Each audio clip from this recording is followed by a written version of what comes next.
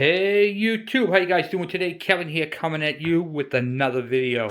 So today I'm working on my Honda Z50. This is the last video we put the headlight assembly on. Looks quite nice on there. And we put the wiring in. We got that all situated and all done. And it is 100% wired in. So I do need to get a switch button for up here, but that's down the road. We can get that at a later date. But what I want to do today is I want to check my lights. Well, in order to check the lights, I have to start the engine, run it, and see if the tail light works and if the headlight works. Now, the brake light is not wired to a brake light switch. Okay, it is just, it comes on when the engine starts as well as the headlight. The headlight has provisions for a high and low beam, but it's only using the low beam. So here is the switch. You can see up here on the switch where it just has the on and off, and I want to see if the electrical is working. So what we're going to do is we're going to bypass the engine. We're not going to use the engine because obviously we're not going to start the engine in the house, and there's no fuel tank and there's no fuel in the carb. So how are we going to do this? So I'm going to show you guys how to test an electrical system on a Z50, a QA50, a CT70, or any of those on one of these little Hondas. So, well, let me get you guys in the stand. And before I do, please take a moment, if you guys like repair videos and how to, hit that subscribe button and the bell icon so when I post a video, you get it. All right, guys, let me get you guys in the stand and we will get crack-a-lacking. Testing the electrical 101. All right, so what we're going to do is we're going to grab my jumper leads. Grab those right here. Hold on. Get my little... This is a tool made by Lang. It's a part number 1129. This is 10-foot retractable test leads. So what you do is you grab them here, and you can make them as long as you want, which up to 10 feet. So we're going to give ourselves a little bit of fun, a little bit of leader. We're going to take the black wire because we're going to use that as ground, or you can use whatever color you want, really. It doesn't really matter. I'm particularly using the black one. All right. And then we need a battery. So this bike right here is a 6-volt. So I am using a 6-volt battery. Now this battery right here, you can put it in any position. There is no acid. It is a gel battery or a, what do you call it there? Not sealed lead calcium battery. All right, so it's not gel. Lead calcium, rechargeable, non-spillable, 1-year warranty. And you can pick these up right here at Home Depot or Lowe's, you know, that place. All right, and 6 volts. Okay, 4.5 amp hours. All right, so in fact, you can use this style battery on these style bikes. You can also use these batteries on a KE100, KM100, the GT80, the, what do you call any bike that has a 6-volt battery. In fact, this is going to my GT80. So, and they're cheap, they're like 20 bucks. So, all right, so we're going to take our red wire, hook it up to the positive on the battery, boop, done. The other black wire, which is ground, up to the battery as well. And where do we hook up the power? That's what I'm going to show you. So if you pull this out, you pull this little tab, this little cover up, you pull this, unhook it, push the little button in, and pull it apart. You've got 2 wires here. You have a black wire and a red wire with a blue strip. That red wire with the blue strip is your power wire for your alternator. That right there powers your lights. So we're going to take our alligator clip and we're going to piggyback it to the back of the switch, like that. Okay, and now we're going to check and see if my lights work. All right. So what I'm going to do is I'm going to go up top here to the switch, right up here. And I have a headlight and my switch works on and off. Beautiful. Now we're going to check the back.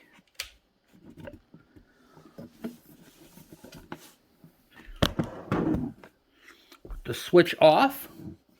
The light is off. Let me get you guys in a position here so you can see what I'm doing. Okay, and I'm going to turn the switch on. And we have a tail light. Look at that, huh? Is that pretty cool? And that, my friends, is how you can tell if you're electrical. Shut it off. Turn it on. is working. Now that I know my electrical harness is put in correctly, the only thing we have to do is check for spark, which I know is good because we had this popcorn popper popping, and we had it running, so I know that's good. The only thing we got to do is check the switch, and I'm going to do that when the engine's running. It's just an easier way of doing that instead of pulling it all apart, kicking it over a gazillion times. We'll start it up, and then I'll shut it off to see if it works that way. Oh, sorry about that, guys. Just hit the stand. All right. And that is literally how I bench test these things. You can do this on the KV75, the MT1, any of those bikes. Really any 6-volt bike or 12-volt bike you want to check, you can just go right from your magneto. As long as you know what the power wire is, then you can easily do it. And that goes right back into that little stand right there. Boom. And we're done with that. Alright, so we're back on this here. We're going to be putting the foot pegs with the kickstand on tonight. But before we put that on, we got to fix a couple of cotter pin issues with it. So we're going to do that. I had already previously set the bolts back in the block down bottom. Right there, so I wouldn't lose them. There are 4 total. So let me get you guys in the stand and we'll get those out. I always try to put the bolts back in so you don't lose them. That's the best way to keep them safe, if you can. Or put them in a baggie and mark the baggie.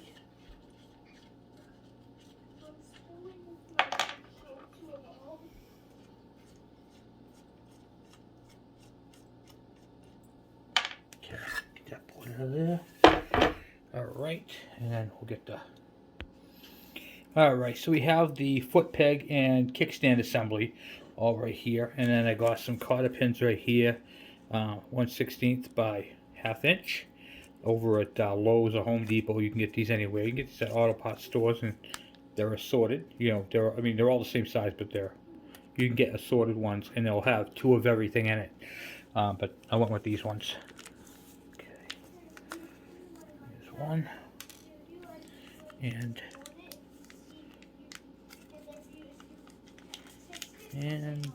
2. Let's get that out of there. We go. 2. Now on what I'm changing is, here's your foot peg right here, and then you have this pin. Well, at the bottom of it, it has wire. This is where the cotter pins go, and these are just rotted to the point where it's just a single wire. So we want to put an actual cotter pin through this, and have it come out the other side. Grab my handy dandy little nail nose pliers, bend it one way,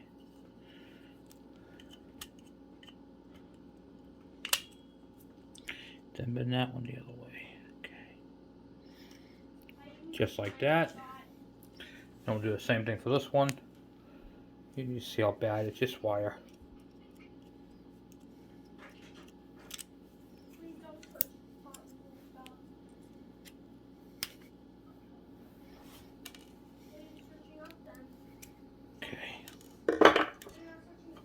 And make sure they're going through the same direction.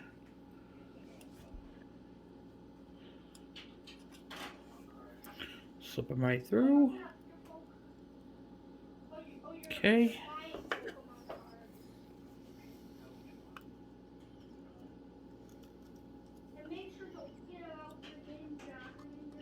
Here's a little tip for you. If you're using the nose pliers, you can stick one end in the loop right here, put it in between, and you can just kind of roll it nicely that way, and then do the same thing on the other side. Do that like that. Kind of just so you guys can see on the camera. Bend it a little bit first. Kind of hard to see and hold this at the same time. But if you stick it in there like so, up high, you can roll it right over, just like that, and then that's what it'll look like right there. Boom. And the pin is in. Some people use washers. They do make a washer, but not on these ones.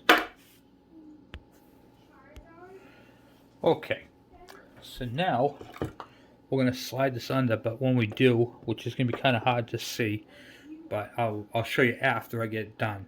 I have to pull the brake arm down and put this over the brake arm, because the brake arm is going to rest on the bottom here, not the engine.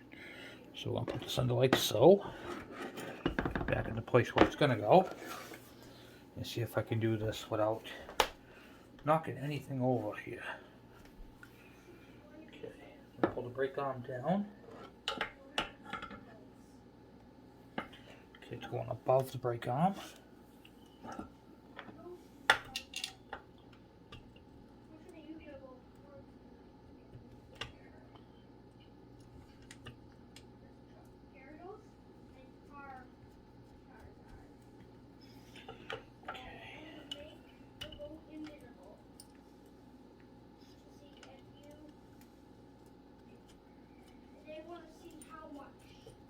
Now a little tip for you, when you're putting these on, set all 4 of them in before you tighten them. Don't put one in, tighten it, because then the other ones may not line up.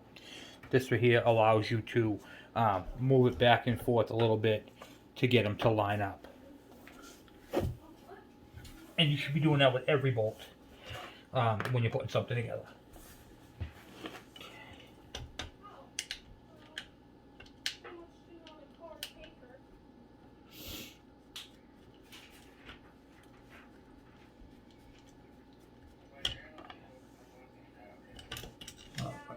One there.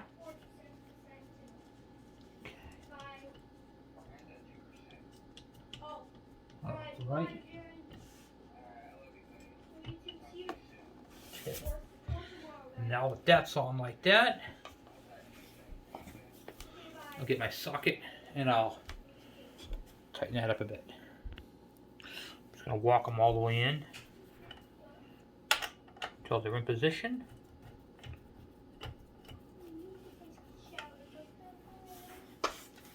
Before I tighten it.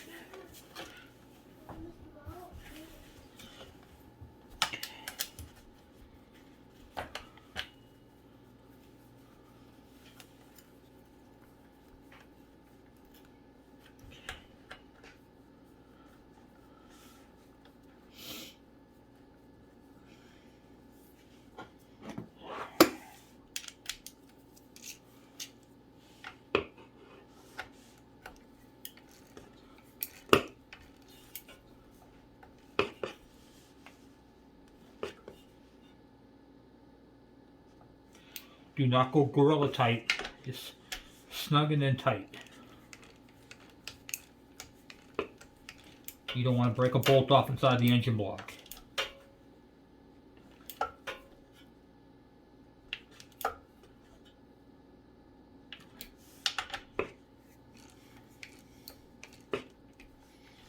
And I'm tightening these down in a crisscross pattern too.